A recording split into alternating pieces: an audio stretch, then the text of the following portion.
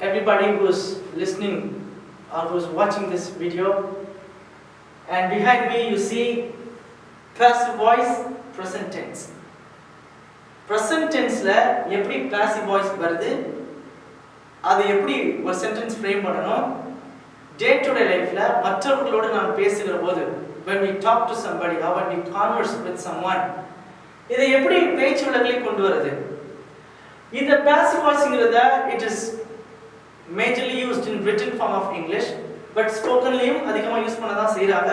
தெரிஞ்சுக்கிட்டோம்னா நமக்கு ரொம்ப உபயோகமாக இருக்கும். And this is given to you, so that you will have a better understanding of what passive voice is. Not only students, even there are teachers who commit mistakes when it comes to passive voice. Passive voice க்கு வருகிற போது மாணவர்கள் மட்டுமல்ல, ஒரு சில ஆசிரியர்களும் கூட, ஒரு சில ஒன்று ரெண்டு பேர் கூட தவறா புரிஞ்சுக்கிட்டு சென்டென்ஸ் அமைக்கிறாங்க, எழுதவும் செய்றாங்க. அது தவறு. அதை அந்த தப்பை எப்படி சரி செய்யறது, அதை இந்த வீடியோல நம்ம டிஸ்கஸ் பண்ணலாம். சோ ஏற்கனவே நான் சொல்லியிருக்கிறேன் be verb அப்படினா என்ன நான் சொல்லியிருக்கிறேன். verbல வந்து மூணு ஃபார்ம் இருக்கு. present, past, past participle. come, came, come. go, went, gone. இந்த மூணாவதா இருக்குல, gone, taken, allowed. நீங்க பாக்குறது எல்லாமே third form ஆன verb தான். speak, spoke, spoken. third form.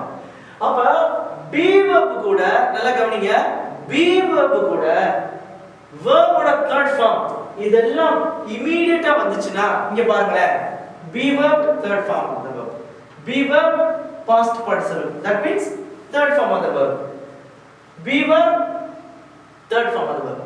So இந்த be verb கூட immediately verb 3 வருகிற போது அதை தான் நாம என்ன சொல்றோம், passive voice ன்னு சொல்றோம். நான் திரும்பவும் சொல்றேன், passiveனா என்னது? active, passive. activeனா சுறுசுறுப்பா துருதுருன்னு இருக்குது, passiveனா இருக்குது. அப்ப passive voiceனா என்ன அர்த்தம்னா, முதலாவது உங்களுக்கு புரிஞ்சுக்கிறதுக்காக நான் சொல்றேன், முதலாவது இருக்கக்கூடிய இந்த வார்த்தை, இந்த சப்ஜெக்ட் எடுத்துக்கிட்டோம்னு வச்சுக்கோங்களேன், இந்த சப்ஜெக்ட் தான் ஒரு ஆக்ஷனை பொதுவா செய்யும். ஆனால் இங்கே இந்த சப்ஜெக்ட் என்னவா இருக்கும்?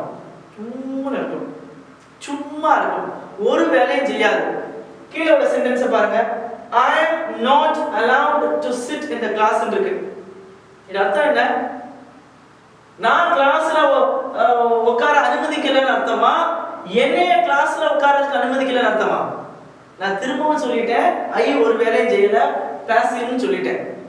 இது பாசிவ் வாய்ஸ். ஏன்னா be verbum third form of the verbum சேர்ந்து வந்திருக்கு.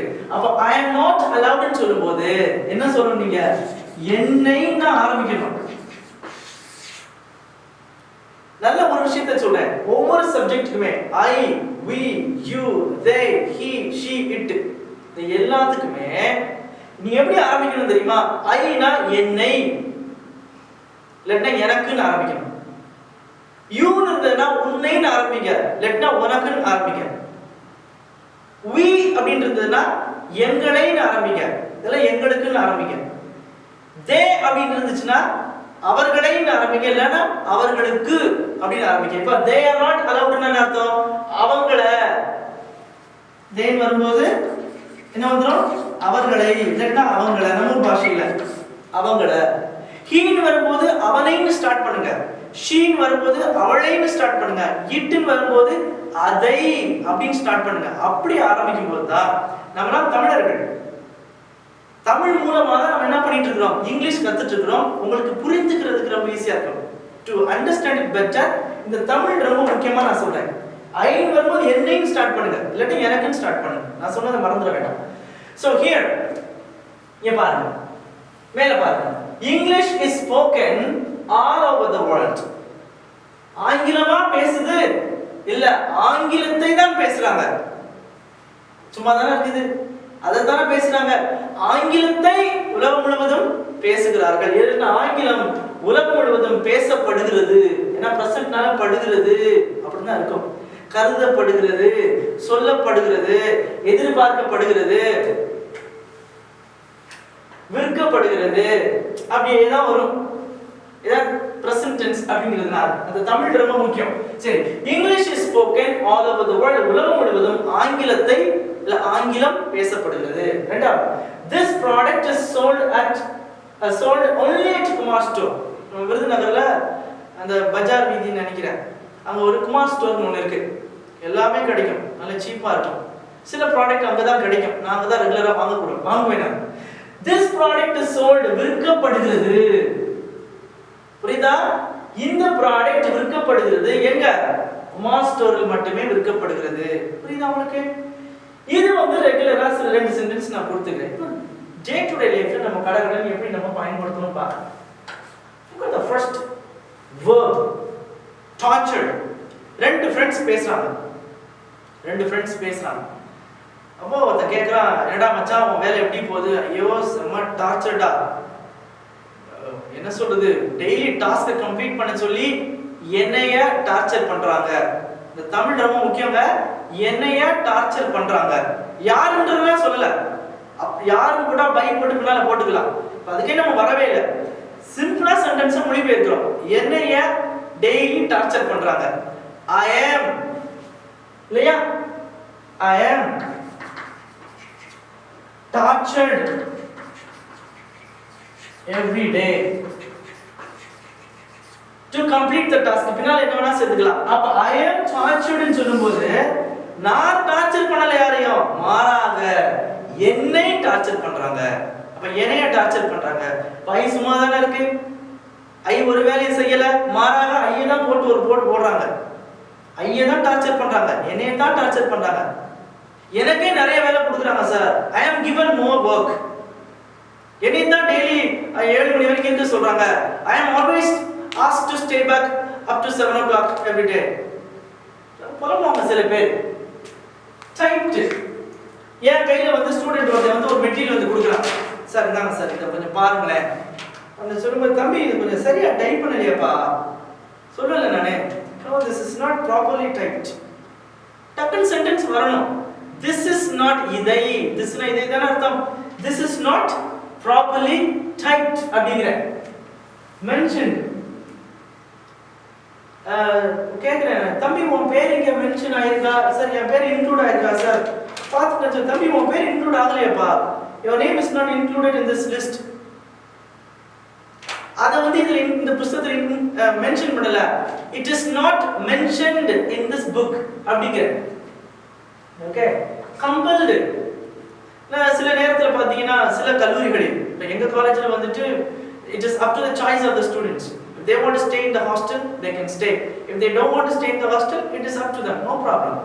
But there are colleges in Tamil Nadu and across India where they compel the students to stay in the hostel. வீடு பக்கத்துல இருந்தாலும் சரி, ஹாஸ்டல்ல தான் நீ தங்கணும். அப்ப எனக்கு தெரிஞ்ச என் அண்ணன் பொண்ணு கூட சொல்லிட்டு இருந்துச்சு, இந்த மாதிரி சித்தப்பா காலேஜ் பக்கத்துல ஒரு பொண்ணு இருக்கிறா, ஆனா அவளை கூட ஹாஸ்டல்ல தான் தங்க சொல்லி கம்பல் பண்றாங்க அப்படின்னு சொன்னா. அப்ப அந்த பொண்ணு எப்படி சொல்வா? என்னைய ஹாஸ்டல்ல தங்க சொல்லி கம்பல் பண்றாங்க. சொல்லுங்க பாக்கலாம். அப்ப I am compelled இல்லையா? I am compelled, என்னை கம்பல் பண்றாங்க. என்ன பண்ண சொல்லி? To stay in the hostel. To stay in the hostel.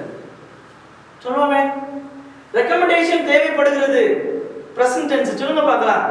எது தேவைப்படுகிறது? ரெக்கமெண்டேஷன். ஃபர்ஸ்ட் போட்டுக்கிறோம். என்ன verb போடலாம்? is போடலாமா? அப்ப recommendation is needed. You understand? Date இன்னும் கன்ஃபார்ம் ஆகல. ரெண்டு பேசிட்டு இருக்காங்க ரெண்டு டீச்சர்ஸ். சார் ப்ரோகிராமோட டேட் இன்னும் கன்ஃபார்ம் ஆகல சார். அப்படிதானே? the date of the program. என்னைக்கு அந்த பிரச்சனை என்னைக்கு அந்த ப்ரோகிராம் நடக்கணும்ங்கற டேட் இன்னும் கன்ஃபார்ம் ஆகல. the date of the program is not yet confirmed. அப்படிதானே? டேய் உன்னை ரொம்ப எதிர்பார்க்கறாங்கடா அப்படினு சொல்லுவோம். உன்னை ரொம்ப எதிர்பார்க்கறாங்க. you are expected too much. You are expected a lot. You are expected a lot. அப்படினா அர்த்தம் உன்னை எதிர்பார்க்கறாங்கன்னு அர்த்தம். CM வருவார்னு எதிர்பார்க்கப்படுகிறது. The CM is expected to come tomorrow. நாளைக்கு CM வருவார் என்று எதிர்பார்க்கப்படுகிறது. The PM is expected to address the gathering. வந்து கூடியிருக்கக்கூடிய மக்களோடு பிரைம் மினிஸ்டர் பேசுவார் என்று எதிர்பார்க்கப்படுகிறதுன்னு சொல்லுவாங்க. ஓகே, அதுவும் நம்ம சொல்லிட்டோம். Short listed. இப்போ இன்டர்வியூக்குலாம் பார்த்தீங்கன்னா குவாலிஃபைடு ஹேண்ட்ஸை மட்டும்தான் என்ன பண்ணுவாங்க, என்ன சொல்றது, ஷார்ட் லிஸ்ட் பண்ணுவாங்க. அதை மீன் தெரிந்து கொள்வாங்க. Qualified hands R only short listed. சொல்லலாமா? The candidates are shortlisted only based on their performance. தன்னுடைய திறமையின் அடிப்படையில் மட்டுமே மாணவர்கள் யார் இன்டர்வியூக்கு வந்துக்கிறாங்க அந்த கேண்டிடேட்ஸ் சொல்லுவாங்க, அவர்கள் தெரிந்து கொள்ளப்படுகிறார்கள், செலக்ட் பண்ணப்படுகிறார்கள் அப்படின்னு அர்த்தம். ஸோ இந்த வாக்கியங்களோட சேர்த்து இதையும் சேர்த்து வீடியோவை தயவு செய்து நான் சொல்றேன், 1 or 2 times நீங்க பாருங்க. 1 or 2 times நீங்க பாருங்க. அப்பதான் உங்களுக்கு you will have a better understanding. நான் இதுக்கு கீழே நிச்சயமாக for a better understanding என்ன பண்ண போறேன்னா ஒரு லிங்க் கொடுத்திருப்பேன். அந்த லிங்க்குள்ள ஒரு 40 to 45 sentences உள்ள இருக்கும். நீங்க கொஞ்சம் வொர்க் அவுட் பண்ணி பார்த்துக்கலாம். திரும்பவும் சொல்றேன், be வெர்பும் third form of the வெர்பும் சேர்ந்து வந்துருந்துச்சுன்னா அதுதான் என்னது, passive voice. நெகட்டிவாவும் பண்ணலாம், பாசிட்டிவாவும் பண்ணலாம். ஓகேவா? சோ இப்போ கடைசி ஒரு சென்டென்ஸ் மட்டும் சொல்லி நான் முடிச்சிரேனே. எனக்கு எந்த வாய்ப்பே கொடுக்கிறது இல்ல, எனக்குன்றவங்க வரும், யாருக்கு இல்லை எனக்கு கூட சொல்லிக்கலாம். ஐ மீன் யாருக்குன்னா எனக்கு சொல்லிக்கலாம். எனக்கு எந்த வாய்ப்பும் கொடுக்கிறது இல்ல. I am not given any opportunity.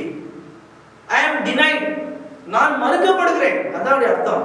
I am denied. நான் மறுக்கிறேன் அர்த்தம் இல்ல, நான் மறுக்கப்படுகிறேன், இல்லன்னா என்னைய மறுக்கிறாங்கன்னு அர்த்தம்.